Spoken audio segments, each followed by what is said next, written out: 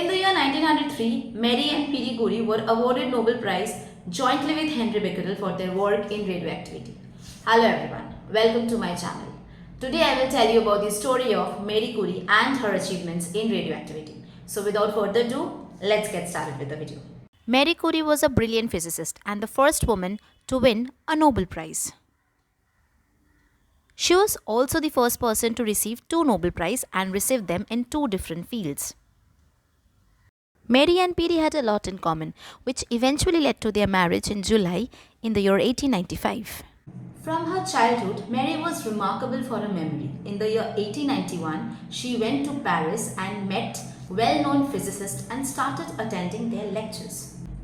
Next, in the year 1894, Mary met Pierre Curie and their marriage marked the start of a partnership which was soon to achieve world significance in the discovery of polonium and then radium few months later. For her research topic, she decided to continue the work of Henry Becquerel, who was a French physicist. In 1896, Becquerel had found that rocks containing the element uranium give off light or rays. Mary wanted to find out what actually caused this phenomena. Mary discovered that Becquerel's rays were caused by changes in atoms that make up the rocks. Up until then, scientists had believed that atoms could not change their form. However, Mary called this phenomena as radioactivity. Pierre was heavily involved in Mary's research. Together, they investigated whether other matter had radioactivity. Their work led them to the discovery of two new elements, polonium and radium. In the year 1903, finally they shared with Becquerel the Nobel Prize which they achieved for the discovery of radioactivity.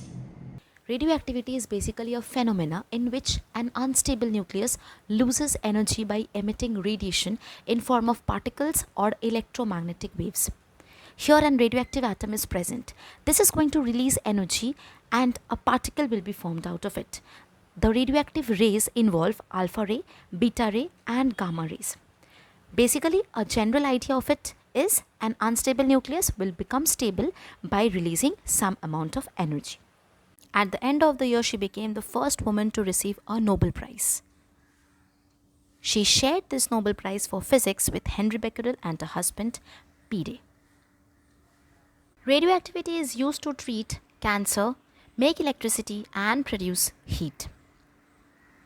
Her discoveries in physics and chemistry have greatly influenced science and the way we live today.